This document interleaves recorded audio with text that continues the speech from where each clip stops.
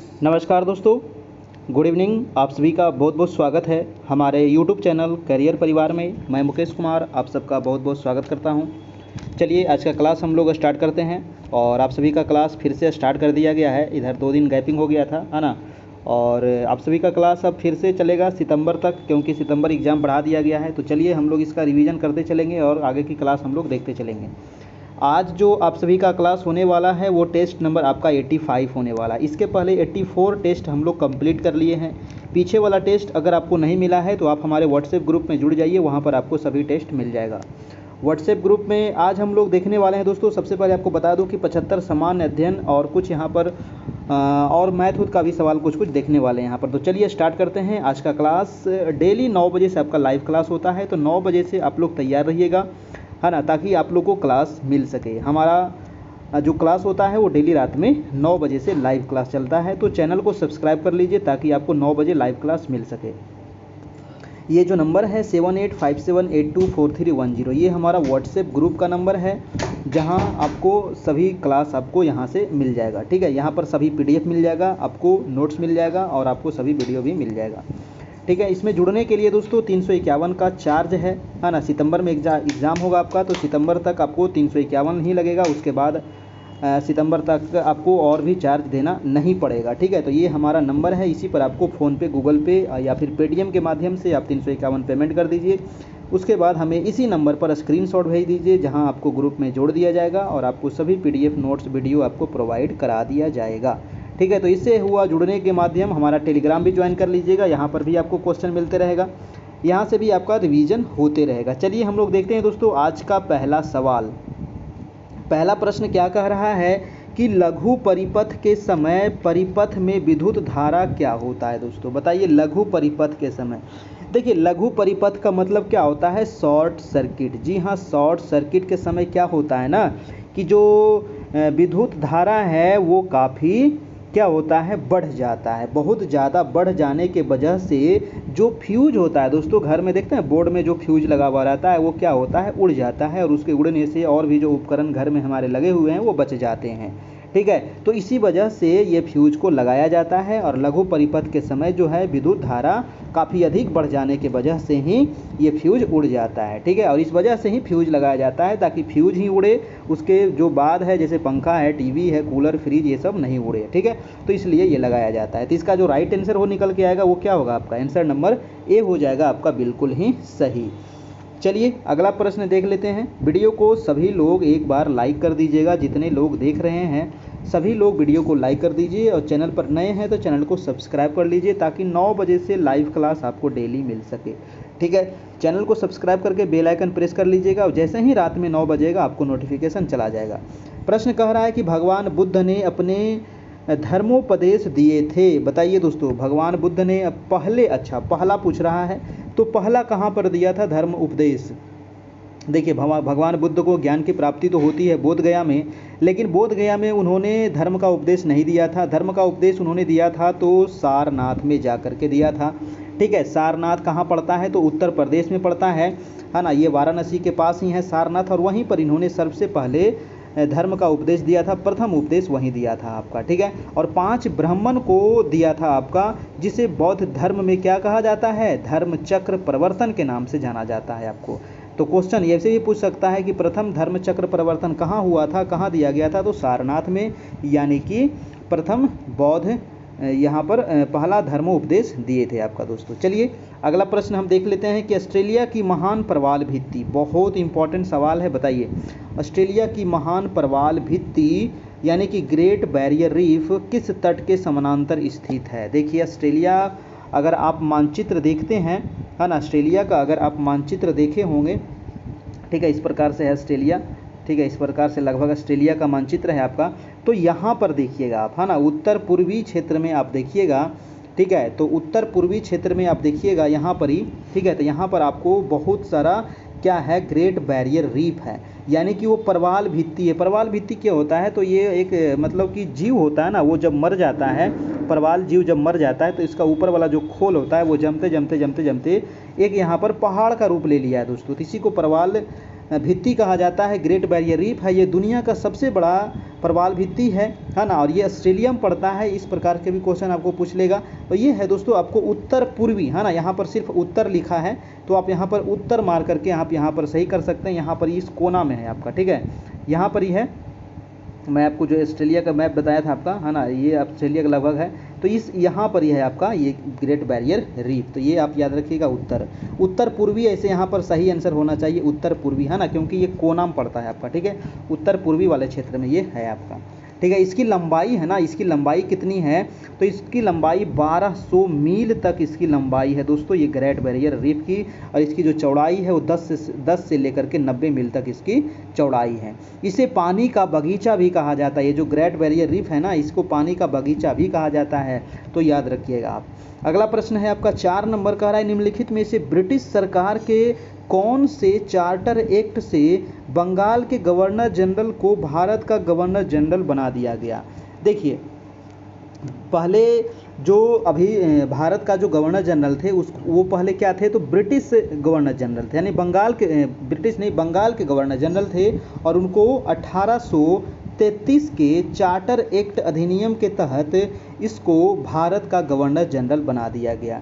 और फिर 1857 के बाद, 1857 की क्रांति हुआ था, उसके बाद क्या हुआ कि मतलब कि जो गवर्नर जनरल थे इसको वाइसराय नाम दे दिया गया था आपका, ठीक है। तो ये 1833 वाला आप याद रखिएगा, है ना, बंगाल के गवर्नर जनरल को क्या कर दिया गया, तो भारत के गवर्नर जनरल बना दिया गया। यानी कि 4 का आंसर क्या हो जाएगा आपका, बी नंबर आपका सही आंसर हो जाएगा। नेक्स्ट है आपका 5 नंबर प्रश्न। 5 नंबर क्या कह रहा है कि निम्नलिखित में से कौन सा तापीय ऊर्जा संयंत्रों के संदर्भ में सुमेलित है ना, तापीय ऊर्जा संयंत्र है, ये 4 आपको ऑप्शन दिया गया है, सभी तापीय ऊर्जा संयंत्र है। कौन सा सुमेलित है दोस्तों, ये आपको बताना है। कोरबा कहाँ है, देखिए कोरबा जो ये ताप विद्युत है ना, ये कहाँ है, तो ये है आपको छत्तीसगढ़ में, ठीक है। तो कहाँ है कोरबा, छत्तीसगढ़ में है, हाँ ना, तो इसको छत्तीसगढ़ आप यहाँ पर लिख लीजिए। और रामगुंडम कहाँ है दोस्तों, तो रामगुंडम जो है ये तेलंगाना में है, ठीक है, तो इसको तेलंगाना सही कर लीजिएगा। और आपका तालचर कहाँ है दोस्तों, तो तालचर आंध्र प्रदेश नहीं, उड़ीसा में है आपका, ठीक है। तो यहाँ पर जो सुमेलित है वो आपको बताना है। कवास कहाँ है, तो कवास गुजरात में, ये आपका बिल्कुल सही है। तो आंसर क्या हो जाएगा आपका, आंसर नंबर डी हो जाएगा। यही पूछ रहा था कि कौन सा यहाँ पर तापीय ऊर्जा संयंत्र जो है वो सुमेलित है, तो आंसर क्या हो जाएगा, डी नंबर। बहुत ही इंपॉर्टेंट सवाल है, याद रखिएगा, ये चारों को पूछा जाता है हमेशा मिलाने के लिए। नेक्स्ट प्रश्न है आपका 6 नंबर। प्रश्न कह रहा है कि कोई व्यक्ति अगर राज्य विधायिका का सदस्य नहीं है ना, राज्य विधायिका का अगर वो सदस्य नहीं है तो वह कितने दिनों के लिए मुख्यमंत्री नियुक्त किया जा सकता है ना। अगर कोई व्यक्ति राज्य विधायिका का सदस्य नहीं है तो कितने दिन के लिए उसको मुख्यमंत्री बनाया जा सकता है, एवं उक्त निर्धारित समय में उसे राज्य विधायिका हेतु निर्वाचित होना है, अन्यथा वह मुख्यमंत्री नहीं रहेगा। देखिए 6 माह तक, है ना, 6 माह तक कोई भी बन सकता है, लेकिन 6 माह के अंदर उसको दोस्तों राज्य विधायिका निर्वाचित होना पड़ेगा। तो इसका आंसर क्या हो जाएगा, आंसर नंबर बी हो जाएगा आपका राइट आंसर। बहुत ही इंपॉर्टेंट प्रश्न है, कई बार पूछा गया सवाल है, ठीक है। तो 6 माह के लिए मुख्यमंत्री नियुक्त वो किया जा सकता है। अगला सवाल है आपका 7 नंबर। कह रहा है कि जब प्रकाश एक माध्यम से दूसरे माध्यम में तिरछा प्रवेश करता है तो प्रकाश के संचरण की दिशा दूसरे माध्यम में बदल जाती है। इस प्रभाव को किस नाम से जाना जाता है, बताइए, इस प्रभाव को किस नाम से जानते हैं, तो इसको कहते हैं दोस्तों अपवर्तन। क्या कहते हैं इसको, अपवर्तन के नाम से जाना जाता है। यानी कि जब एक माध्यम से दूसरे माध्यम में प्रकाश की किरणें प्रवेश करती है तो उसके चाल में परिवर्तन ही वास्तव में उसकी दिशा परिवर्तन अथवा अपवर्तन का कारण बनता है। जब प्रकाश एक माध्यम से दूसरे माध्यम में प्रवेश करती है तब प्रकाश की दिशा में परिवर्तन को प्रकाश का अपवर्तन कहते हैं। यानी कि राइट आंसर हो जाएगा आपका, आंसर नंबर ए हो जाएगा, ठीक है, याद रखिएगा। अगला प्रश्न है आपका 8 नंबर। कह रहा है कि उद्देशिका में समाजवादी एवं धर्मनिरपेक्ष शब्द जोड़े गए। बताइए, उद्देशिका में समाजवादी और धर्मनिरपेक्ष शब्द कब जोड़े गए। देखिए, ये जो जोड़ा गया था बहुत ही इंपॉर्टेंट सवाल है, आपको बहुत बार एग्जाम में आया है। बताइए दोस्तों कि ये जो शब्द है कब जोड़ा गया था, तो आपको याद होना चाहिए कि 42वें संविधान संशोधन हुए थे कब, तो 1976 ईस्वी में, ठीक है, 1976 में हुआ था 42वां संविधान संशोधन। और इसी समय जोड़ा गया था पंथ निरपेक्ष शब्द को जोड़ा गया था, समाजवादी शब्द को जोड़ा गया था और अखंडता शब्द को जोड़ा गया था। ठीक है, तो 3 शब्द याद रखिएगा, समाजवादी, धर्मनिरपेक्ष और अखंडता, यानी कि 42वें संविधान संशोधन 1976 में। 44वें संविधान संशोधन में क्या हुआ था? तो 44वें संविधान संशोधन में संपत्ति के अधिकार को हटाया गया था, याद रखिएगा, अनुच्छेद 300 के क में ले जाकर के रख दिया गया था। अगला प्रश्न है आपका 9 नंबर, कह रहा है कि जलेपला दर्रा कहाँ स्थित है। देखिए जलेपला दर्रा कहाँ है बताइए तो। जलेपला जो है ना एक दर्रा है। दर्रा क्या होता है दोस्तों? तो हिमालय, दर्रा का मतलब होता है आपका रास्ता। दर्रा का मतलब क्या होता है? रास्ता होता है, यानी कि हिमालय में है ना पहले जो यात्रा किया जाता था और एक दूसरे से जो मतलब कि जो आयात निर्यात किया जाता था ये दर्रे के माध्यम से ही किया जाता था आपका, यानी कि 2 पहाड़ों के बीच का जो रास्ता होता है उसी को कहते हैं दर्रा। ठीक है, तो जलेपला जो दर्रा है दोस्तों ये कहाँ है? तो ये है आपको सिक्किम में। ठीक है, जलेपला कहाँ है? सिक्किम में है, तो यानी कि आंसर हो जाएगा आपका आंसर नंबर ए। ठीक है, आंसर हो जाएगा आपका ए नंबर 1 सिक्किम में है। ठीक है, चलिए नेक्स्ट प्रश्न चलते हैं, आपका प्रश्न नंबर 10 नंबर कह रहा है कि निम्नलिखित में से कौन से रंग के लिए प्रकाश का प्रकीर्णन न्यूनतम होता है। देखिए किस रंग के लिए प्रकाश का प्रकीर्णन न्यूनतम होता है ये पूछा गया है, बताइए क्या होगा। तो किस रंग का प्रकीर्णन न्यूनतम होता है? तो आंसर हो जाएगा दोस्तों लाल रंग का जो प्रकीर्णन होता है ना वो न्यूनतम होता है। ठीक है, न्यूनतम होता है, जबकि दोस्तों बैगनी रंग के प्रकाश का प्रकीर्णन सबसे अधिक होता है। तो अधिक वाला हो जाएगा बैगनी और कम वाला हो जाएगा आपका लाल। तो ये दोनों याद रखिएगा, आपको पूछा जाता है। नेक्स्ट प्रश्न 11 नंबर कह रहा है कि GDP यानी कि सकल घरेलू ज्ञान उत्पाद, है ना, सकल घरेलू उत्पाद तो आप पढ़े होंगे, लेकिन सकल घरेलू ज्ञान उत्पाद क्या होता है, ये शब्द के खोजकर्ता कौन है? तो 11 का क्या हो जाएगा आपका? इसके जो खोज करता है वो है आपका उम्बेर्टो सुल्पासो। कौन है? उम्बेर्टो सुल्पासो इस शब्द के खोज करता है, याद रखिएगा, है ना। तो सकल घरेलू ज्ञान उत्पाद के खोजकर्ता उम्बेर्टो सुल्पासो। ठीक है, चलिए नेक्स्ट प्रश्न पे चलते हैं, आपका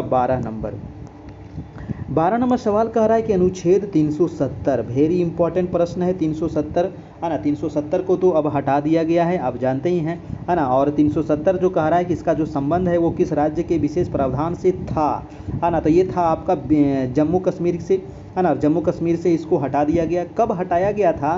तो इसको अगस्त 2019 में हटाया गया था, आपको अगस्त 2019 में इसको हटा दिया गया।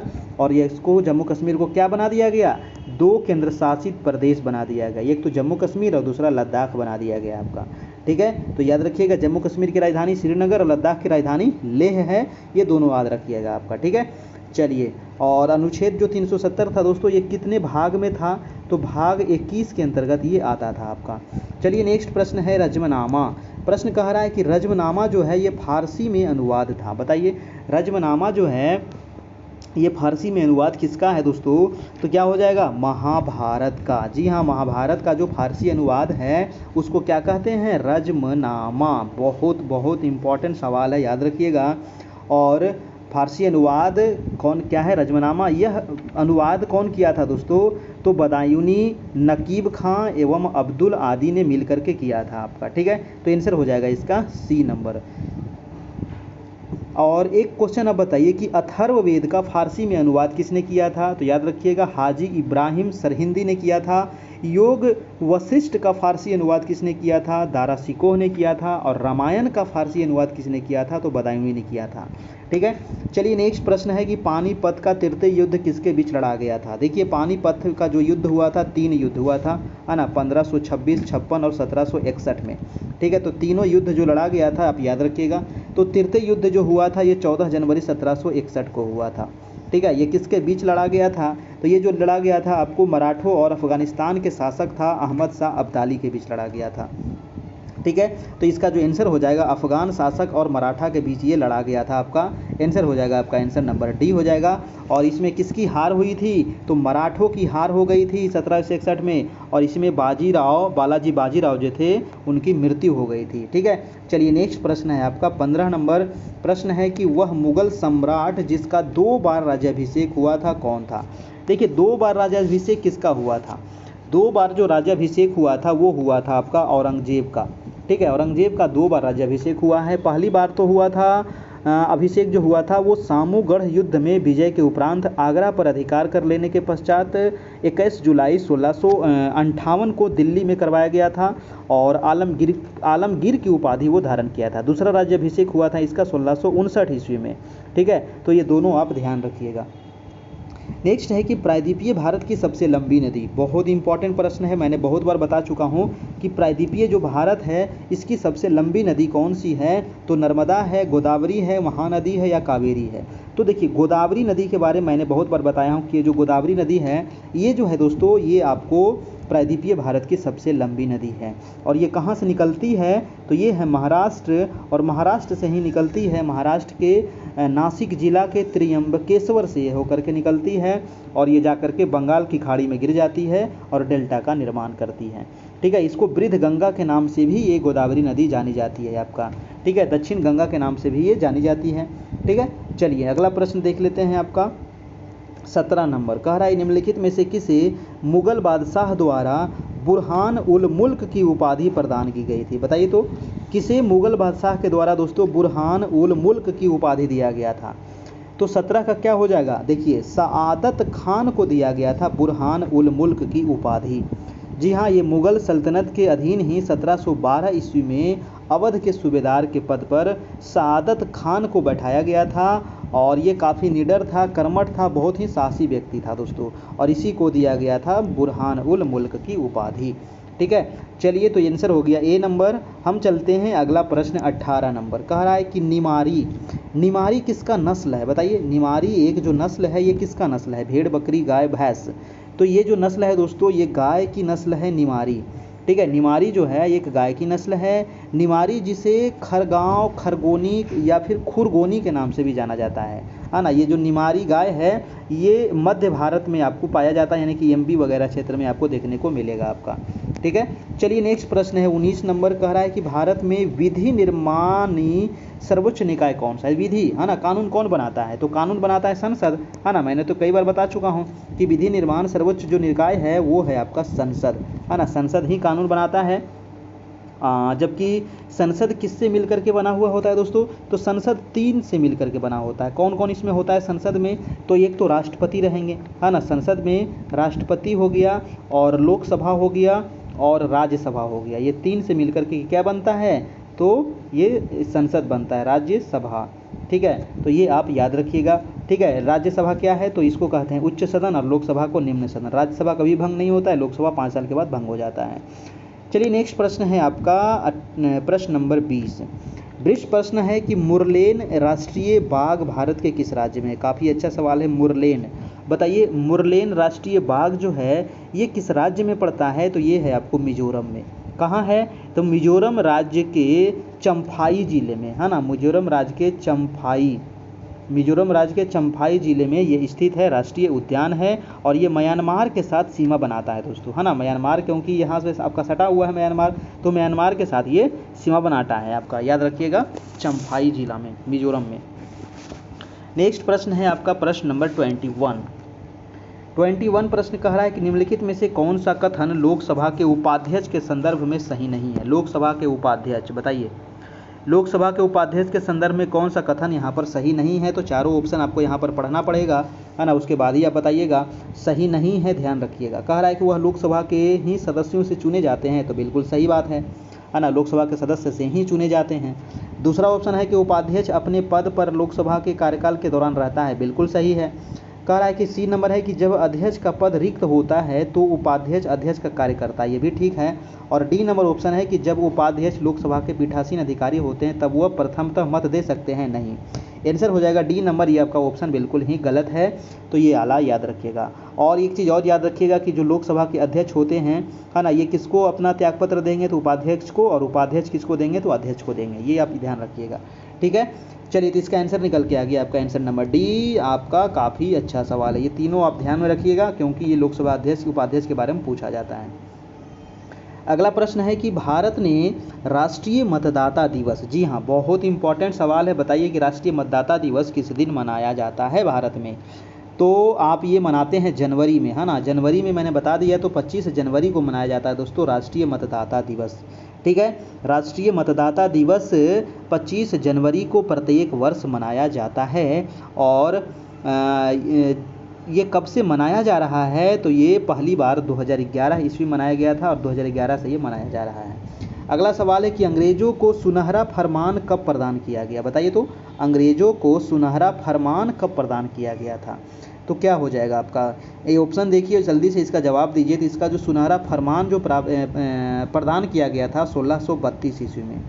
ठीक है, मुगल बादशाहों ने पुर्तगालियों को नमक के व्यापार का एकाधिकार दे दिया था, किंतु पुर्तगालियों की उद्दंडता के कारण शाहजहां ने 1632 ईस्वी में उसके व्यापारिक केंद्र हुगली को घेर लिया तथा उस पर अधिकार कर लिया। और पुनः इस क्षेत्र के गवर्नर शाह सूजा ने 1632 ईस्वी में अंग्रेजों के लिए व्यापार संबंधी सुनहरा फरमान प्रदान किया था। यानी कि आंसर हो जाएगा आपका, आंसर नंबर बी हो जाएगा। ठीक है, अगला सवाल है आपका 17 नंबर। प्रश्न कह रहा है कि पुर्तगालियों ने गोवा पर अधिकार कब किया था, बताइए। पुर्तगालियों ने गोवा पर अधिकार जो किया था दोस्तों, वो 1510 ईस्वी में किया था। कब किया था, 1510 में किया था पुर्तगालियों ने गोवा पर अधिकार। अलबुक्कर, है ना, वहाँ के शासक कौन थे, अलबुक्कर ने 1510 ईस्वी में बीजापुर के शासक आदिल शाह यूसुफ से गोवा छीन लिया, जो बाद में भारत में पुर्तगाली व्यापारिक केंद्रों की राजधानी बनाई गई थी। ठीक है, और अलबुक्कर को भारत में पुर्तगाली साम्राज्य का वास्तविक संस्थापक भी माना जाता है, अलबुक्कर महोदय को, तो याद रखिएगा, है ना। गोवा पर अधिकार कब किया था, तो 1510 ईस्वी में। ठीक है, अगला प्रश्न क्या कह रहा है, 25 नंबर प्रश्न है कि भारत का महान्यायवादी, जी हाँ, नियुक्ति कौन करता है। बहुत इंपॉर्टेंट है, कई बार बता चुके हैं, सबको मालूम होगा कि महान्यायवादी जो है ये अनुच्छेद कितने में है, तो याद रखिएगा 76 में है ना। महान्यायवादी का जो संविधान के अनुच्छेद 76 में है। भाग कितने में है दोस्तों, तो ये भाग 5 में इसका वर्णन किया गया है। इसकी नियुक्ति जो होता है वो संघीय मंत्री परिषद की सलाह पर होता है और राष्ट्रपति के द्वारा इसकी नियुक्ति की जाती है। ठीक है, राष्ट्रपति जो है ऐसे व्यक्ति को महान्यायवादी नियुक्त करते हैं जो उच्चतम न्यायालय के न्यायाधीश बनने की योग्यता रखता हो। ठीक है, तो ये भी क्वेश्चन कई बार पूछा गया है कि किस व्यक्ति को महान्यायवादी नियुक्त किया जाता है, तो जिसमें उच्चतम न्यायालय का न्यायाधीश बनने की योग्यता हो उसे ही नियुक्त किया जा सकता है। ठीक है, महान्यायवादी क्या होता है, तो महान्यायवादी जो होता है वो भारत का प्रथम विधि अधिकारी माना जाता है। ठीक है, भारत का प्रथम विधि अधिकारी, और इसे भारत के सभी न्यायालयों में सुनवाई एवं संसद की कार्यवाही में भाग लेने का अधिकार प्राप्त होता है ना। लेकिन वोट नहीं दे सकता है, भाग ले सकता है, ये याद रखिएगा। ठीक है, अगला प्रश्न है आपका 26 नंबर। 1 ओम बराबर 1 वोल्ट बटा क्या होगा, तो 1 ओम बराबर 1 वोल्ट बटा 1 एम्पियर होगा। यानी कि आंसर हो जाएगा आपका, आंसर नंबर ए हो जाएगा आपका। ठीक है, आंसर हो जाएगा ए नंबर। अगला प्रश्न चलते हैं 27 नंबर। प्रश्न कह रहा है कि राज्य विधायिका में धन विधेयक को केवल किसकी पूर्व सिफारिश पर प्रस्तुत किया जा सकता है, बताइए। तो राज्य विधायिका की बात कर रहा है, केंद्र वाला नहीं है। राज्य विधायिका में धन विधेयक को केवल किसकी पूर्व सिफारिश पर प्रस्तुत किया जा सकता है। 27 का क्या होगा, देखिए 27 का हो जाएगा राज्य विधायिका में राज्यपाल, है ना। राज्य विधायिका में राज्यपाल, यानी कि राज्य विधायिका में धन विधेयक को केवल राज्यपाल की पूर्व सिफारिश पर प्रस्तुत किया जा सकता है। राज्यपाल की पूर्व अनुमति के बिना कोई धन विधेयक विधानसभा में पेश नहीं किया जा सकता है जब तक राज्यपाल अनुमति नहीं देंगे। ठीक है, तो आंसर क्या हो जाता है, सी हो जाएगा। अगला प्रश्न है 28 नंबर। प्रश्न कह रहा है कि भारत का राष्ट्रपति अपना त्याग पत्र किसे सौंपता है, बताइए। राष्ट्रपति जी अपना त्याग पत्र किसे सौंपेंगे दोस्तों, तो 28 का क्या होगा, देखिए अनुच्छेद 56, है ना, अनुच्छेद 56 के 1। ठीक है, अनुच्छेद 56 के 1 के अनुसार भारत के जो राष्ट्रपति हैं वो अपना त्याग पत्र उपराष्ट्रपति को संबोधित करके देते हैं। ठीक है, और अनुच्छेद 56 के 2 के अनुसार 56 के 2 के अनुसार उपराष्ट्रपति इसकी सूचना किसको देते हैं, तो लोकसभा अध्यक्ष को तुरंत देते हैं। अनुच्छेद 65 में क्या कहा गया है, 65 में कहा गया है कि अगर राष्ट्रपति की मृत्यु हो जाती है, त्यागपत्र दे देते हैं, किसी कारण से राष्ट्रपति का रिक्त पद हो जाता है, तो इसका कार्यभार कौन संभालेगा? उपराष्ट्रपति संभालेगा। तो ये अनुच्छेद आप याद रखिएगा, काफ़ी इंपॉर्टेंट है। क्वेश्चन पूछा था कि अपना त्यागपत्र किसको देंगे, तो स्टार्टिंग में बता दिए उपराष्ट्रपति को देंगे, यानी कि आंसर हो जाएगा आपका सी नंबर। बहुत इंपॉर्टेंट सवाल है, ध्यान रखिएगा। अगला प्रश्न था 29 नंबर, कह रहा है कि गांधी इरविन समझौता किस वर्ष हुआ था? तो बहुत आसान प्रश्न है ना। गांधी इरविन समझौता जो हुआ था वो 5 मार्च 1931 को हुआ था। ठीक है, याद रखिएगा 5 मार्च 1931 को गांधी जी और इरविन के बीच में समझौता हुआ था, लॉर्ड इरविन के बीच में, है ना। और इसी के बाद ही गांधी जी ने सविनय अवज्ञा आंदोलन को स्थगित कर दिया था, है ना। देखिए, गांधी इरविन समझौता को एक और नाम से जाना जाता है, तो याद रखिएगा इसी को कहते हैं दिल्ली समझौता। इसी को क्या कहते हैं? दिल्ली समझौता इसी को कहा जाता है, याद रखिएगा। ठीक है, चलिए नेक्स्ट प्रश्न देख लेते हैं आपका 30 नंबर। 30 नंबर प्रश्न कह रहा है कि मानव के शरीर की कौन सी धमनी ऑक्सीजन रहित रक्त को ले जाती है? बताइए। तो मानव के शरीर की कौन सी वो धमनी है ना, जो यानी कि ऑक्सीजन रहित रक्त को ले जाती है? बताइए। तो इसका आंसर हो जाएगा दोस्तों फुफ्फुस धमनी, है ना। फुफ्फुस धमनी जो है एक ऐसा धमनी है जो अशुद्ध रक्त का संवहन करती है। ठीक है, तो आंसर हो जाएगा आपका, आंसर नंबर सी हो जाएगा आपका। नेक्स्ट प्रश्न है आपका 31 नंबर, काफ़ी इंपॉर्टेंट सवाल है 31। क्या कह रहा है? कह रहा है कि भारतीय संविधान के अनुसार दल बदल के आधार पर निर्भरता का उल्लेख है। देखिए, दल बदल, है ना, दल बदल जो है ये जब हमारा संविधान बना था तो उस समय इसकी चर्चा नहीं थी, लेकिन 52वें संविधान संशोधन होता है, कब होता है? तो 1985 में होता है। नोट कर लीजिएगा, है ना। 52वां संविधान संशोधन कब हुआ था? 1985 में, और इसी में जोड़ा गया था आपको दल बदल।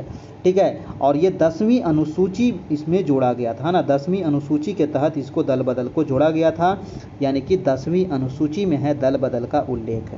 ठीक है, तो ये बात आप याद रखिएगा। कई बार एग्जाम में सिंपल पूछ लेगा कि दल बदल अनुसूची किस में है, तो 10वीं अनुसूची में। यहाँ पर देखिए वही पूछा गया है ना। पूछ लेगा कि इसको कब जोड़ा गया था, तो 1985 में जोड़ा गया था। किस संशोधन में जोड़ा गया था, तो 52वें संविधान संशोधन के तहत जोड़ा गया था।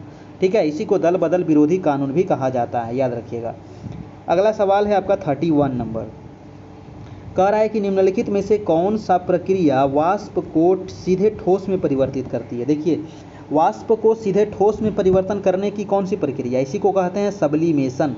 क्या कहते हैं? सब्लिमेशन, है ना। इसी को क्या कहा जाता है? सब्लिमेशन, यानी कि ऊर्ध्वपातन। ऊर्ध्वपातन में इस प्रकार की क्रिया होती है कि सीधा जो ठोस पदार्थ है इसको सीधे किस में बदल देगा, तो गैस में बदल दिया जाएगा। यानी कि जैसे कपूर, है ना, आप कपूर जलाते हैं ना, तो कपूर जब जलाते हैं तो क्या होता है? सीधा जलाते हैं तो वो हवा में उड़ जाता है, कुछ बचता है नहीं। तो ये हो गया आपका ऊर्ध्वपातन, answer number A number. Next है कि आहार नली की सबसे बाहरी परत क्या कहलाती है? बताइए, आहार नली की सबसे बाहरी परत को क्या कहते हैं? तो इसको सबसे बाहरी परत को कहा जाता है दोस्तों सिरोसा। जी हाँ, आहार नाल का सबसे बाहरी परत को कहते हैं सिरोसा। ठीक है, याद रखिएगा ये सिरोसा है, आंसर नंबर ए हो जाएगा आपका। नेक्स्ट प्रश्न है कि ग्रेफाइट में कार्बन के परमाणु एक दूसरे से निम्नलिखित बंधों में से किसके द्वारा जुड़े होते हैं? बताइए। तो ग्रेफाइट में कार्बन के परमाणु एक दूसरे से निम्नलिखित बंधों में से किसके द्वारा जुड़े हुए होते हैं? 34 का क्या हो जाएगा? तो ये जुड़े होते हैं सहसंयोजी बंध में आपस में जुड़े होते हैं। ठीक है ना, सहसंयोजी बंध में आपस में जुड़े होते हैं। यानी कि जब दो सदृश्य या अदृश्य परमाणु अपनी बाह्यतम कक्षा के इलेक्ट्रॉनों का आपस में साझा करके संयोग करते हैं, तब उनके बीच स्थित बंध को कहते हैं सहसंयोजी बंध। ठीक है, आंसर हो जाएगा आपका, आंसर नंबर सी हो जाएगा। ठीक है, वीडियो अच्छा लग रहा हो तो एक लाइक ज़रूर कर दीजिएगा। चैनल पर नए हैं तो चैनल को सब्सक्राइब कर लीजिएगा। 9 बजे से दोस्तों आपका डेली लाइव क्लास चलती है। हमारे ग्रुप में जुड़ने के लिए आप हमें कांटेक्ट कीजिए 7857824310। ये नंबर है जिस पर आप कांटेक्ट करके हमारे व्हाट्सएप ग्रुप में जुड़ सकते हैं। चलिए, वहाँ पर आपको सभी PDF नोट्स आपको प्राप्त हो जाएगा और डेली 9 बजे से लाइव क्लास भी आपको मिलेगी। प्रश्न है कि राज्य मंत्री परिषद किसके प्रति उत्तरदायी होता है? काफ़ी अच्छा सवाल है, बताइए। राज्य मंत्री परिषद जो है ना, ये सामूहिक रूप से दोस्तों विधानसभा के प्रति उत्तरदायी होता है। यानी कि आंसर क्या हो जाएगा आपका, आंसर नंबर सी निकल के आता है, विधानसभा के प्रति उत्तरदायी होता है। ठीक है, तो आंसर हो जाएगा आपका, आंसर नंबर सी हो जाएगा। नेक्स्ट है आपका 36 नंबर, कह रहा है कि विद्युत मोटर एक युक्ति है जो विद्युत ऊर्जा को मुख्यतः किस ऊर्जा में परिवर्तित करता है। बताइए तो, विद्युत मोटर जो है ये विद्युत ऊर्जा को किस में रूपांतरित करता है, तो ये यांत्रिक ऊर्जा में रूपांतरित करता है। यानी कि विद्युत मोटर क्या है, तो ये एक युक्ति है जो कि विद्युत ऊर्जा को यांत्रिक ऊर्जा में परिवर्तित करता है। याद रखिएगा, बहुत बार एग्जाम में आ चुका है ना। जबकि जो डायनेमो होता है वो यांत्रिक ऊर्जा को विद्युत ऊर्जा में परिवर्तित करता है। ठीक है, तो डायनेमो वाला भी कई बार पूछा गया है ना। तो डायनेमो क्या करता है, यांत्रिक को विद्युत में, ठीक है, और यहाँ पर विद्युत को यांत्रिक में बदला जाता है विद्युत मोटर के द्वारा, तो ये उल्टा है। ठीक है, ध्यान रखिएगा। अगला है 37 नंबर कि गैसरोस पर्वत कहाँ स्थित है। बताइए तो, जैगरोस पर्वत है ना, जैगरोस पर्वत ना, ये बहुत ही अच्छा सवाल है। जैगरोस पर्वत जो है ये ईरान, ठीक है, ईरान और इराक, ठीक है, ईरान और इराक की सबसे बड़ी पर्वतमाला है और यह पश्चिमोत्तर ईरान से शुरू होकर के दक्षिण पूर्वी दिशा में लगभग 1500 किलोमीटर चलकर होर्मुज जलसंधि में ये अंत होता है इसका। ठीक है, तो ये आप याद रखिएगा, ये जो है आपका जो जैगरोस पर्वत ये ईरान में स्थित है दोस्तों। ठीक है, ईरान में आपका। नेक्स्ट प्रश्न है आपका 38 नंबर। 38 प्रश्न क्या कह रहा है कि यदि 250 मीटर लंबी एक ट्रेन है, ट्रेन की लंबाई कितनी है, ये मैथ है एक आपका, है ना। तो चलिए इसको बना देते हैं। ट्रेन कह रहा है कि 250 मीटर लंबी, अच्छा, यदि 250 मीटर लंबी एक ट्रेन एक खंभे को 12 सेकेंड में पार कर जाती है तो ट्रेन की गति क्या होगी, है ना। ट्रेन की गति पूछ रहा है, यानी कि चाल पूछ रहा है। ठीक है, तो चाल बराबर फॉर्मूला क्या होता है, दूरी, है ना। चाल बराबर होता है दूरी बटा समय। तो दूरी कितना है, दूरी तो 250 मीटर है ना। खंभा को पार करने में यानी कि अपनी लंबाई पार कर रहा है ट्रेन, तो लंबाई दूरी कितना हो गया 250। ठीक है, तो दूरी बटा चाल कितना है दोस्तों, चाल बराबर आपको तो निकालना पड़ेगा ना। तो यहाँ पर ट्रेन की चाल आपको निकालना है और समय आपको दिया हुआ है। तो ट्रेन की लंबाई बटा खंभे को पार करने में लगा समय, ट्रेन की गति, है ना। तो कैसे निकाल देंगे, तो 250 बटा क्या करेंगे बताइए, समय कितना लग रहा था 12 सेकेंड। देखिए यहाँ पर जो दिया हुआ है वो किलोमीटर प्रति घंटा में आपको निकालना है और ये जो दूरी दिया हुआ है वो मीटर में दिया हुआ है और समय दिया हुआ है सेकेंड में। तो इसको किलोमीटर में बदलने के लिए क्या करेंगे, 250 बटा 12 गुने 18 बटा 5 कर देते हैं किलोमीटर प्रति घंटा में बदलने के लिए। अब इसको आप काट दीजिएगा, आंसर यहाँ पर आ जाएगा काट कूट के। ठीक है, 5 से अगर इसको काटिएगा तो 5 पचे 25, यहाँ पर 50 आ जाएगा, है ना। अब देखिए 3 से कट जाएगा ना, 3 चौक 12 और 3 छक 18। ठीक है, तो 6 पचे 30 और कटेगा ये, 3 से कट जाएगा, 2 से कट जाएगा और 2 से ये कट जाएगा 25 बार में, यानी 25 दिया कितना हो गया 75 हो गया, यानी कि 75 किलोमीटर प्रति घंटा इसका ट्रेन की चाल थी।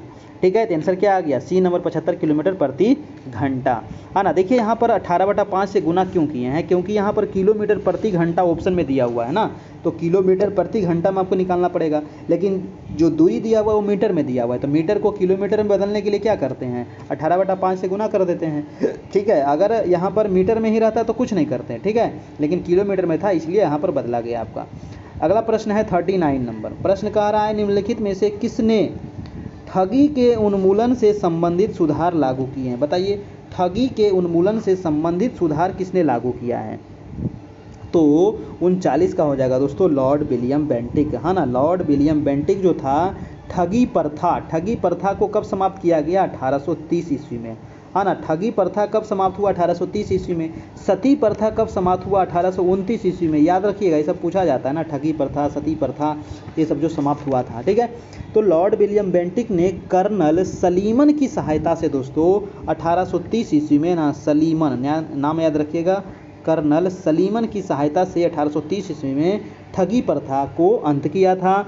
जबकि 1829 ईस्वी में राजा राम मोहन राय की सहायता से सती प्रथा को अंत किया गया था। ठीक है, तो विलियम बेंटिक ने सती प्रथा पर कानून बनाया था 1829 में और इसको अंत किया था आपका। ठीक है, तो ये याद रखिएगा। 40 नंबर प्रश्न क्या कह रहा है कि जूट के उत्पादन में बिहार का कौन सा जिला अग्रणी है। बताइए, देखिए जूट बिहार में अगर जूट की बात करें तो भारत में दूसरे नंबर पर बिहार है आपका जूट के उत्पादन में। क्यों? पहला नंबर कौन है? तो पहला नंबर जो जूट का उत्पादन होता है वो सबसे अधिक होता है पश्चिम बंगाल में, है ना। ये पश्चिम बंगाल जिला में, राज्य में सबसे अधिक होता है। पश्चिम बंगाल के बगल में बिहार है सटा हुआ, तो बिहार में सबसे अधिक होता है दूसरे नंबर पर, है ना। दूसरा नंबर आपका बिहार आ जाता है। तो बिहार में सबसे अधिक कहाँ होता है दोस्तों? तो बिहार में हो जाएगा 40 का आंसर नंबर। देखिए कहीं कहीं आपको कटिहार मिलेगा और कहीं कहीं पूर्णिया मिलेगा, ठीक है। तो आप पूर्णिया भी मार सकते हैं, कटिहार भी मार सकते हैं, ठीक है। तो कभी यही दोनों में थोड़ा सा आगे हो जाता है क्योंकि दोनों जो है आपका पश्चिम बंगाल से सटा हुआ है, ठीक है। तो बहुत सारा पूर्णिया आप देखिएगा, है ना। तो यहाँ पर आंसर हो जाएगा आपका बी नंबर। कहीं कहीं आपको डी भी देखने को मिलेगा, कटिहार भी आपको, ठीक है। तो लेकिन बी मारिएगा, पूर्णिया आपका, पूर्णिया में सबसे अधिक होता है बिहार में जूट का उत्पादन, ठीक है। चलिए अगला प्रश्न है आपका 41 नंबर। उदयपुर वन्य जीव अभयारण्य कहाँ स्थित है? देखिए उदयपुर वन्य जीव अभयारण्य जो है ये बिहार के बेतिया में है ना। बिहार के बेतिया में है, तो आंसर हो जाएगा आपका आंसर नंबर बी हो जाएगा आपका, ठीक है। और ये बेतिया से लगभग 15 किलोमीटर दूरी पर पश्चिमी चंपारण जिले में ये पड़ता है ना। तो ये आप याद रखिएगा, ठीक है। यहाँ पर सुअर है, नीलगाय है, भेड़िया, जंगली बिल्ली सभी यहाँ पर पाई जाती हैं। अगला प्रश्न है कि राज्यसभा धन विधेयक को कितने दिनों के लिए लंबित कर सकती है? बताइए, राज्यसभा जो है वो धन विधेयक को कितने दिन के लिए लंबित कर सकती है? तो ये मात्र दोस्तों कितने दिन के लिए? तो 42 का हो जाएगा, मात्र 14 दिन के लिए, है ना। यानी कि जो भारतीय संविधान के अनुच्छेद 110 में, है ना, अनुच्छेद 110 में विधेयक की बात किया गया है, धन विधेयक की बात किया गया है, और इसे केवल लोकसभा में पेश किया जाता है, ठीक है।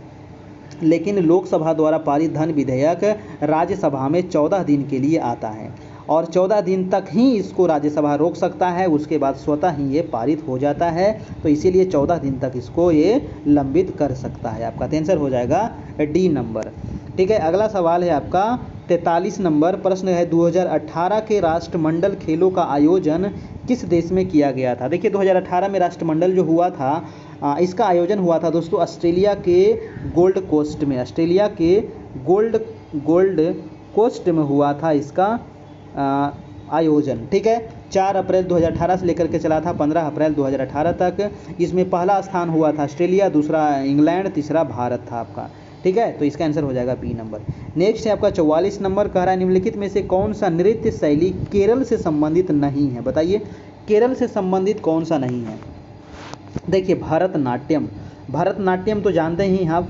भरतनाट्यम जो है ना दोस्तों, ये कहाँ का है? केरल का नहीं है, ये है भाई आपका तमिलनाडु का। भरतनाट्यम कहाँ का है? तो तमिलनाडु का है भरतनाट्यम, है ना, तमिलनाडु, ठीक है, याद रखिएगा। जबकि कथकली हो गया, कुडियाट्टम हो गया, मोहिनी अट्टम हो गया, ये सभी केरल का है। ये बार बार एग्जाम में पूछा जाता है, आप याद रखिएगा, ठीक है। ये कई बार एग्जाम में आ चुका है आपका। चलिए नेक्स्ट प्रश्न चलते हैं। आपका 45 नंबर प्रश्न कह रहा है निम्नलिखित में से कौन सा फूल का प्रजनन अंग नहीं है? बताइए फूल का प्रजनन अंग कौन सा नहीं है? ऑप्शन है कर्तिकाग्र, वर्तिका, या फिर परागकोश, या फिर बाह्य दल। 45 का हो जाएगा दोस्तों आपका बाह्य दल, है ना।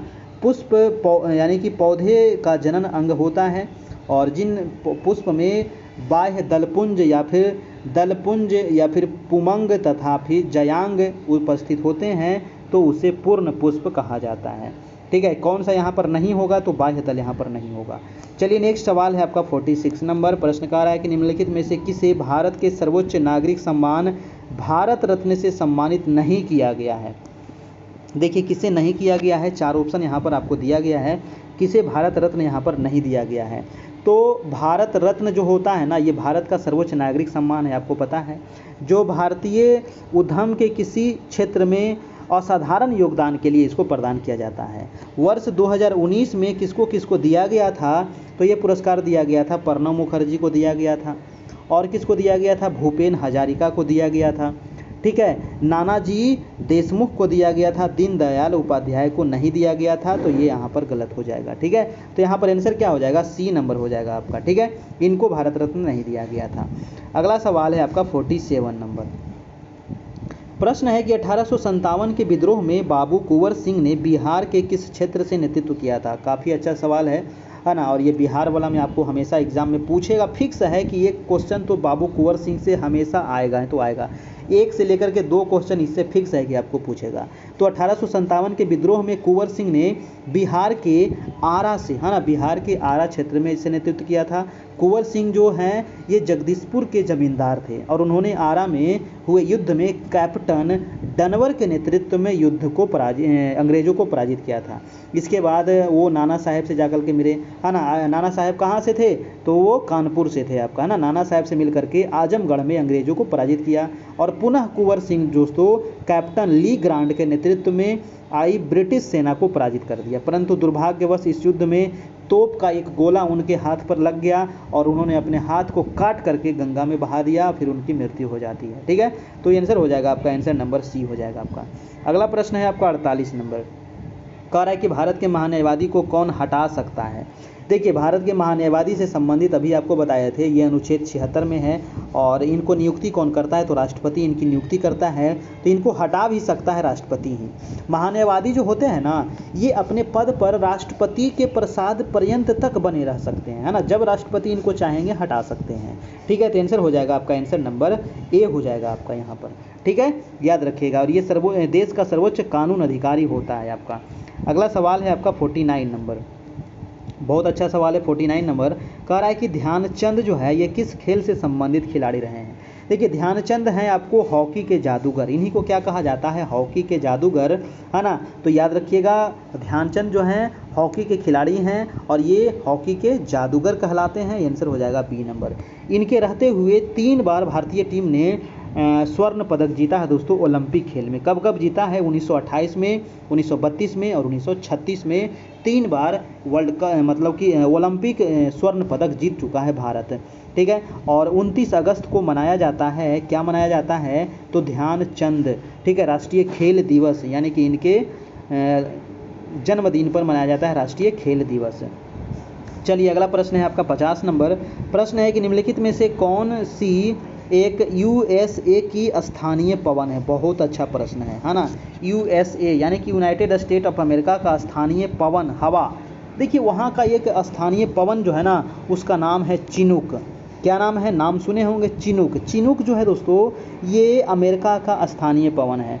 जैसे इंडिया का स्थानीय हवा का क्या नाम है आपका, लू कहते हैं, गर्मी के दिन में जो चलता है ना। तो यहाँ है चिनूक आपका। चिनूक कब चलता है, तो चिनूक देखिए, अगर मान लेते हैं अमेरिका आपका ये है, ठीक है, तो अमेरिका का ये जो आपका पूर्वी वाला क्षेत्र जो रॉकी पर्वत है ना, ये रॉकी पर्वत है। रॉकी पर्वत कहाँ है, तो अमेरिका में है। ठीक है, तो रॉकी पर्वत के पूर्वी ढाल पर, है ना, ऊपर नॉर्थ है, नीचे साउथ है, इधर ईस्ट है, इधर वेस्ट है। तो पूर्वी ढाल पर दोस्तों, पूर्वी ढाल के सहारे चलने वाली जो गर्म और शुष्क हवा है उसे कहा जाता है चिनूक। ये जो चिनूक कैसी हवा है, ये भी पूछा जाता है एग्जाम में, तो गर्म हवाएं हैं। और ये कब चलती है, तो जाड़े के दिनों में चलती है, ठंडे के दिनों में चलती है। और ठंडा के दिन में अगर गरम गरम हवा लगे तो ब्लोवर का काम करेगा, है कि नहीं, है ना। ठंडा के दिन में गरम गरम अगर हवा लगे तो कितना मज़ा आएगा।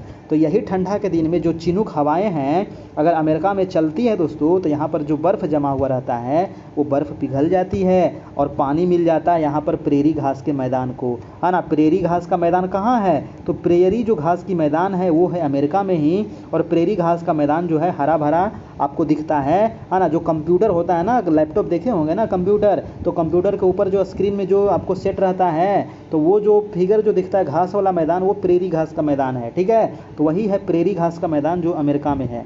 ठीक है, और इसको पानी कहाँ से मिलता है, तो यही चिनूक जो गर्म हवाएं चलती है तो बर्फ़ पिघलता है, उससे इसको पानी मिलता है और ये घास जो है बिल्कुल हरा हरा हो जाता है। तो ये आप याद रखिएगा, शीतकाल के समय ये हवाएं चलती है और ये ब्लोवर का काम करती है, ये गर्म और शुष्क हवाएं। ठीक है, और वहाँ चारागाह जो है पूरा हरा भरा हो जाता है। अगला प्रश्न है 51 नंबर। कह रहा है कि नागार्जुन सागर परियोजना किस नदी पर बना हुआ है। नागार्जुन, है ना। अर्जुन किससे संबंधित था दोस्तों, नागार्जुन। अर्जुन किससे संबंधित था, कृष्ण से। तो अर्जुन कृष्ण से संबंधित थे, तो आंसर क्या हो जाएगा, कृष्णा नदी पर।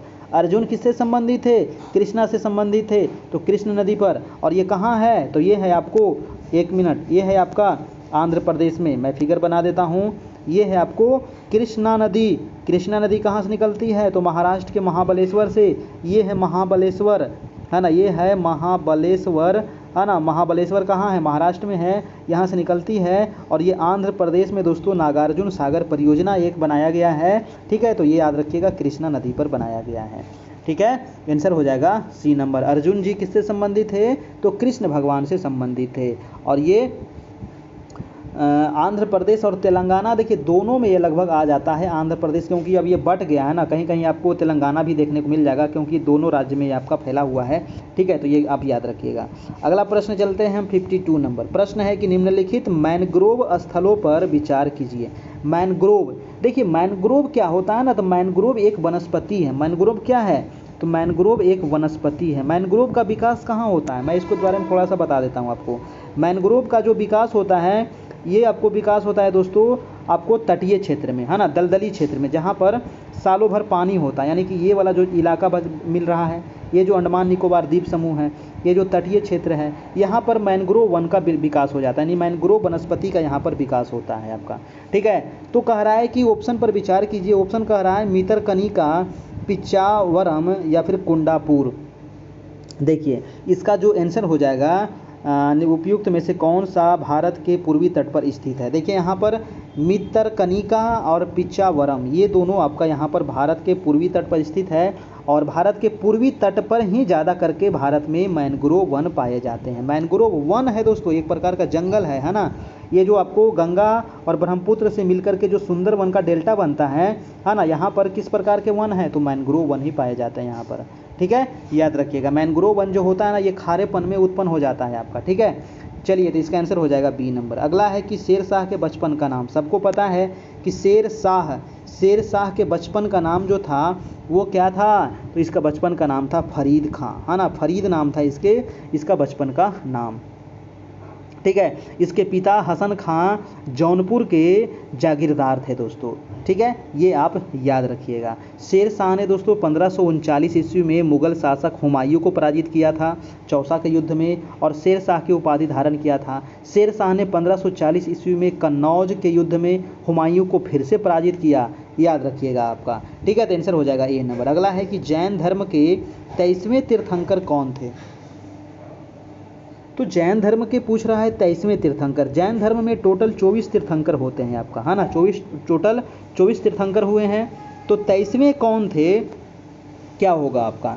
देखिए जैन धर्म के अगर प्रथम पूछा जाए, है ना, अगर आपसे प्रथम पूछ लिया जाए तो प्रथम कौन थे। प्रथम तीर्थंकर एवं संस्थापक माना जाता है आपको ऋषभ देव को। किसको माना जाता है, ऋषभ देव, ठीक है। प्रथम हो गए आपको, ठीक है। और 23वें कौन थे, तो पार्श्वनाथ।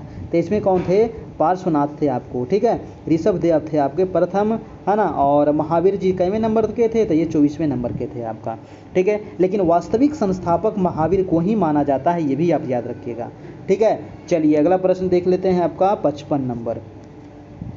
कह रहा है कि ओलंपिक शीतकालीन गेम्स 2022 का शुभंकर क्या है। देखिए ओलंपिक शीतकालीन जो गेम्स होगा ये होने वाला है आपको चीन में, ठीक है। चीन के बीजिंग में होने वाला है 2022 में, और इसका जो शुभंकर है वो क्या है ये आपको बताना है। तो बिंग ड्वेन, है ना, बिंग ड्वेन जो है ये आपको इसका शुभंकर है। आंसर हो जाएगा डी नंबर, बिंग ड्वेन, है ना। बिंग ड्वेन ओलंपिक शीतकालीन ओलंपिक का क्या है, शुभंकर है, याद रखिएगा। देखिए ओलंपिक शीतकालीन ओलंपिक का जो आपको शुभंकर है बिंग ड्वेन है, जबकि पैरालंपिक्स का आधिकारिक शुभंकर क्या है ये आपको बताना है।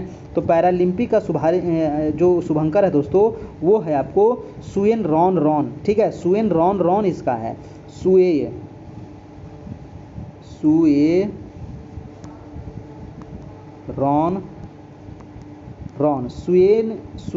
रॉन जो है ये है पैरालंपिक ओलंपिक का, शीतकालीन पैरालंपिक का शुभंकर है। जबकि ओलंपिक का शीतकालीन ओलंपिक का जो शुभंकर है वो बिंग डेन है। ये दोनों याद रखिएगा, पैरालंपिक का क्या है और ये बिना पैरालंपिक वाला कौन है ना। तो ये दो प्रकार का गेम होता है, एक तो होता है पैरालंपिक और एक होता है ओलंपिक शीतकालीन गेम्स, ठीक है। और ये इस बार होने वाला है बीजिंग में, है ना, चीन के राजधानी बीजिंग में। अगला है 56 नंबर प्रश्न। कह रहा है निम्नलिखित में से कौन तीसरे जैन तीर्थंकर थे। बताइए तीसरे जैन तीर्थंकर कौन थे। तो प्रथम कौन थे, है ना, जैन धर्म के पहले तीर्थंकर कौन थे। तो प्रथम थे आपका ऋषभ देव, है ना, ये थे प्रथम, ये प्रथम आप लिख दिए। ठीक है, दूसरे कौन थे दोस्तों, तो अजीतनाथ, दूसरे कौन थे, अजीतनाथ थे। और तीसरे जो थे वो संभवनाथ थे, है ना। तीसरे कौन थे, तो संभवनाथ थे, ये आप याद रखिएगा, है ना। तो ये तीसरे थे संभवनाथ। चलिए अगला प्रश्न है आपका 57 नंबर। प्रश्न है कि संसद में प्रथम लोकपाल बिल पेश किया गया था। देखिए संसद में प्रथम लोकपाल बिल कब पेश किया गया था, ये आपको पूछा गया है। तो प्रथम बार जो पेश किया गया था वो 1968 में पेश किया गया था, है ना, लोकपाल बिल। लेकिन ये जाकर के 2013 में ही फिर बाद में पास होता है आपका। ठीक है, प्रथम बार पेश किया गया था 1968 ईस्वी में ही आपका। नेक्स्ट है आपका कि भारतीय राष्ट्रीय कांग्रेस की स्थापना, तो ये काफ़ी आसान प्रश्न है ना। भारतीय राष्ट्रीय कांग्रेस की स्थापना कब हुई थी, तो 1885 में हुई थी, सबको पता है ना। याद रखिएगा 1885, 28 दिसंबर, पूरा डेट याद रखिएगा, 28 दिसंबर 1885 को इसकी स्थापना होती है। इसकी स्थापना कौन किए थे, तो अंग्रेज अधिकारी कौन थे, A.O. ह्यूम के द्वारा किया गया था 1885 में। इसकी स्थापना कहाँ हुई थी, तो बम्बई में हुई थी। ठीक है, और बम्बई में कहाँ हुई थी, तो गोकुल दास तेजपाल संस्कृत विद्यालय में इसकी स्थापना हुई थी। ठीक है, जब इसकी स्थापना हुई थी तो इसमें अधिवेशन में कितने सदस्य ने भाग लिया था, तो 72 लोग इसमें भाग लिए थे। ये सभी चीज़ आपको पूछा जाता है। इसके प्रथम अध्यक्षता कौन किया था, तो प्रथम अध्यक्षता किए थे WC बनर्जी। ठीक है, याद रखिएगा इतना सारा चीज़। नेक्स्ट प्रश्न है आपका 59 नंबर। 59 प्रश्न है कि निम्नलिखित खिलाड़ियों व संबंधित खेलों के युग्म में से कौन सा यहाँ पर सुमेलित नहीं है, ये आपको बताना है ना। एक साइड आपको खिलाड़ी दिया है, एक साइड उसका खेल दिया हुआ है। तो एलिस मेरटेरा किससे संबंधित है दोस्तों, तो ये टेनिस से संबंधित है। और दिविज शरण जो है ये पोलो से संबंधित नहीं है, ये गलत आपको दिया हुआ है ना। दिविज शरण जो है ये भी टेनिस से संबंधित है। ठीक है, ये भी टेनिस हो जाएगा। और आपको अर्जुन आज़ाद जो हो जाएगा ये क्रिकेट से हो जाएगा। और सिमोना हालेप हो जाएगा सिनेमा हालेप, ये हॉकी नहीं, ये टेनिस से है, ये भी आपको टेनिस से संबंधित है। तो पूछा गया कौन सुमेलित नहीं है, तो 2 नंबर और 4 नंबर। तो 2 और 4 आंसर हो जाएगा, यानी कि आंसर हो जाएगा आपका, आंसर नंबर बी हो जाएगा आपका। ठीक है, चलिए 59 हो गया। अब चलते हैं हम लोग 60 नंबर पर। वीडियो अच्छा लग रहा हो तो एक लाइक ज़रूर कर दीजिएगा। चैनल पर नए हैं तो चैनल को सब्सक्राइब कर लीजिएगा। अगर इसका PDF चाहिए तो आप हमें कांटेक्ट करें 7857824310। आप सभी का एग्ज़ाम जो है दोस्तों, इसका डेट अब लगभग बढ़ गया है। अब तो एग्ज़ाम 28 जुलाई को होने वाला था, हम लोग बहुत तैयारी किए, है ना। लेकिन अब पता नहीं सरकार की क्या नीति है, फिर से एग्ज़ाम डेट आपको बढ़ा दिया गया है। लगभग सितंबर में एग्ज़ाम कर दिया गया है। ठीक है, तो आप हमसे जुड़ जाइए, और जो लोग अभी तक नहीं जुड़े थे वो जुड़ करके अपने तैयारी पूरा कीजिए, है ना। चलिए तो 60 नंबर प्रश्न हम देख लेते हैं कि निम्नलिखित में से सन 1919 में कौन सी घटना की वजह से रविंद्रनाथ टैगोर ने अपनी नाइटहुड की उपाधि वापस लौटा दी थी। देखिए पहले के समय में अंग्रेजों के टाइम में उपाधि दिया जाता था अंग्रेजों के द्वारा, जैसे कि रविंद्रनाथ टैगोर को दिया गया था नाइटहुड की उपाधि, है ना। रविंद्रनाथ टैगोर को क्या दिया गया था, नाइटहुड की उपाधि। महात्मा गांधी को दिया गया था कैसर ए हिंद की उपाधि। और जमुना लाल बजाज को दिया गया था राय बहादुर की उपाधि। और ये तीनों ने अपनी उपाधि को दोस्तों लौटा दिए थे। कब लौटाए थे, तो जालियांवाला बाग हत्याकांड हुआ था। कब हुआ था, तो 13 अप्रैल 1919 को हुआ था जालियांवाला बाग हत्याकांड, जिसमें हजारों निहत्थे लोगों पर गोलियां बरसा दी गई थी जनरल डायर के द्वारा। और इसके वजह से ये अपने अपने जो इनका उपाधि दिया गया था ये लौटा दिए थे, है ना, विरोध में। चलिए अगला सवाल है आपका 61 नंबर। कह रहा है कि शंकर खेड़ा की लड़ाई कब हुई थी, बताइए। शंकर खेड़ा की जो लड़ाई हुई थी ये हुई थी आपको 11 अक्टूबर 1724 को हुआ था ना। 11 अक्टूबर 1724 को हुई थी शंकर खेड़ा की लड़ाई। ठीक है, याद रखिएगा, है ना।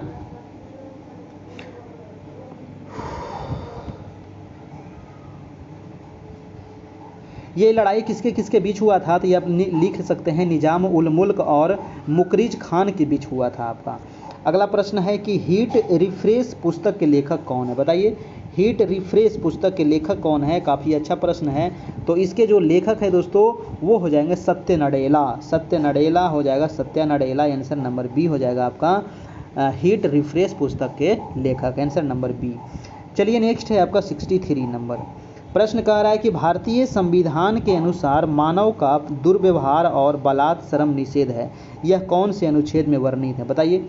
भारतीय संविधान के अनुसार मानव का दुर्व्यवहार और बलात्श्रम जो है क्या है, निषेध है, ये किस अनुच्छेद में वर्णित है? आप सभी इसका जवाब दीजिए। मैं थोड़ा सा पानी पी लेता हूँ।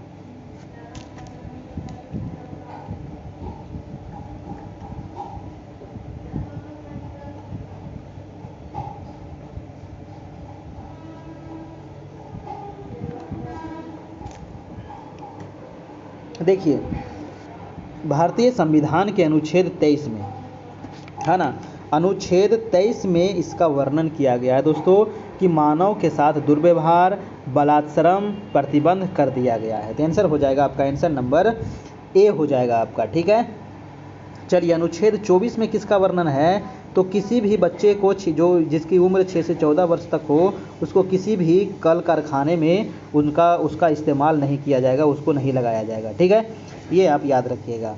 ठीक है, चलिए अगला प्रश्न हम चलते हैं 64 नंबर। 64 क्या कह रहा है कि निम्न इब्न बतूता, है ना, इब्न बतूता बगल में जूता, गाना सुने होंगे ना।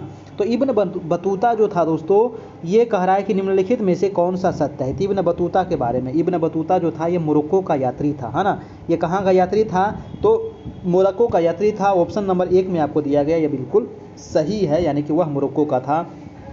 दूसरा है कि वह मोहम्मद बिन तुगलक के समय भारत आया था, ये भी आपका सही है। मोहम्मद बिन तुगलक के समय ही ये भारत आया था। उसने रेहला लिखा था दोस्तों, तो ये भी आपका बिल्कुल सही है कि इब्न बतूता द्वारा अरबी भाषा में, है ना, किस भाषा में लिखा गया था? अरबी भाषा में लिखा गया था रेहला। ठीक है, रेहला लिखा गया था, उसका यात्रा वृत्तांत था, जो उन्होंने यात्रा किया था, पूरा अपने यात्रा के बारे में रेहला में लिखा था आपका। ठीक है, तो 64 का आंसर क्या हो जाएगा आपका? 1, 2 और 3 यहाँ पर बिल्कुल सही है।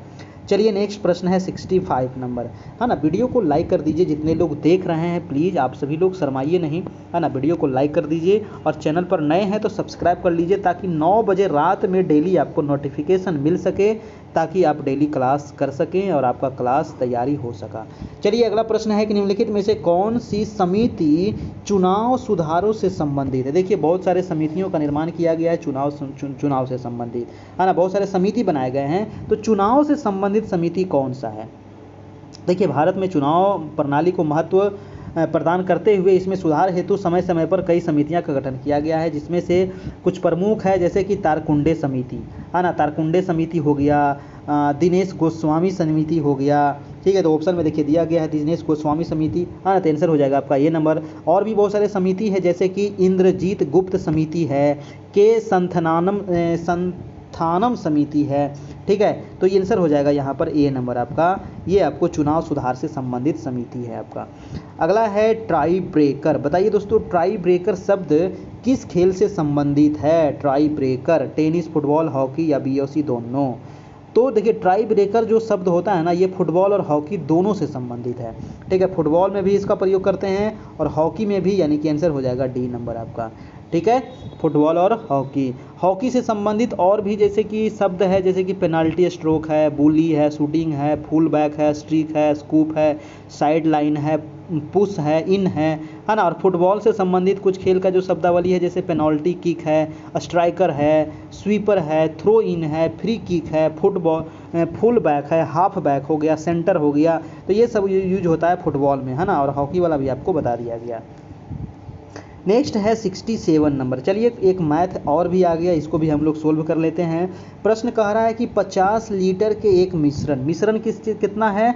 50 लीटर है, जिसमें पानी के साथ साथ क्या है? 20% एल्कोहल है। 50 लीटर टोटल है ना। 50 में कह रहा है 20% क्या है? अल्कोहल है, यानी कि 10 लीटर क्या हो गया आपका? अल्कोहल हो गया। 10 लीटर क्या हो गया आपका? एल्कोहल निकल करके आ गया। ठीक है, अब कह रहा है कि 10 लीटर पानी मिलाया जाता है, 10 लीटर पानी और मिलाया जाता है, यानी कि 10 लीटर एल्कोहल हो गया, तो टोटल पानी कितना बचा? तो पानी 40 लीटर बचा। अब 10 लीटर पानी और मिला दिया गया, तो पानी अब कितना हो जाएगा? 50 लीटर हो जाएगा, है ना। कह रहा है कि 10 लीटर पानी मिलाया जाता है, तो अब अल्कोहल की सांद्रता कितनी होगी, है ना। अब पानी कितना हो गया दोस्तों? तो पानी तो हो गया 50 लीटर और एल्कोहल कितना है? 10 लीटर। तो नया मिश्रण कितना हो जाएगा? 50 लीटर पानी और 10 लीटर अल्कोहल, यानी कि 50 + 10 बराबर अब कितना टोटल हो गया? ये 60 लीटर हो गया। अब कह रहा है कि 60 लीटर में अल्कोहल कितना होगा? ठीक है। तो किसका पूछ रहा है, अल्कोहल का पूछ रहा है, जिसका पूछे उसको ऊपर, बाकी टोटल के नीचे गुने 100 कर दीजिए, है ना। जिसको पूछे तो अल्कोहल पूछ रहा है, तो अल्कोहल कितना है 10 लीटर, तो 10 को हम ऊपर कर दिए, टोटल कितना है 60 लीटर, तो 60 को नीचे कर दिए, और परसेंटेज में पूछ रहा है तो 100 से गुना कर दिए। अब इसको काट दीजिए तो कितना आ जाएगा 100/6, है ना। 100/6 को क्या लिख सकते हैं 16.2/3 नहीं लिख सकते हैं, लिख सकते हैं ना जी, है ना। यानी कि यहाँ पर आप फिर से यहाँ पर लिख देता हूँ 10/60 गुने 100 आया था, है ना। तो 0 से 0 यानी कि 100/6, यानी कि इसको एक बार और काट दीजिए 50/3। अब इसको क्या लिखिएगा 16.2/3 लिखिएगा ना। तो अल्कोहल कितना हो गया, अल्कोहल की मात्रा हो गया 16.2/3%। ठीक है। चलिए, कुछ था इसमें, कुछ नहीं था। इसी प्रकार का प्रश्न आपको पूछेगा एग्जाम में, हल्का हल्का एकदम, ठीक है, बउआ वाला। चलिए नेक्स्ट प्रश्न है आपका 68 नंबर। प्रश्न कह रहा है कि निम्नलिखित में से कौन सा मादा प्रजनन तंत्र का भाग नहीं है। बताइए, मादा प्रजनन तंत्र का भाग नहीं है, अंडाशय, गर्भाशय, शुक्रवाहिका या फिर फलोपियन नलिका। तो आंसर क्या हो जाएगा 68 का आंसर नंबर शुक्रवाहिका जो है ना, ये मादा प्रजनन तंत्र का भाग नहीं है, बाकी ये तीनों इसका भाग है आपका। ठीक है, आंसर हो जाएगा सी नंबर। नेक्स्ट है 69 नंबर। कह रहा है कि प्राचीन नालंदा विश्वविद्यालय के संस्थापक, तो सबको पता है कि जो नालंदा विश्वविद्यालय था, है ना, इसका जो स्थापना हुआ था दोस्तों वो कुमार गुप्त के द्वारा किया गया था, है ना। तो आंसर हो जाएगा आपका कुमार गुप्त, यानी कि आंसर नंबर डी। और इसको जलाया था किसने, तो बख्तियार खिलजी के द्वारा।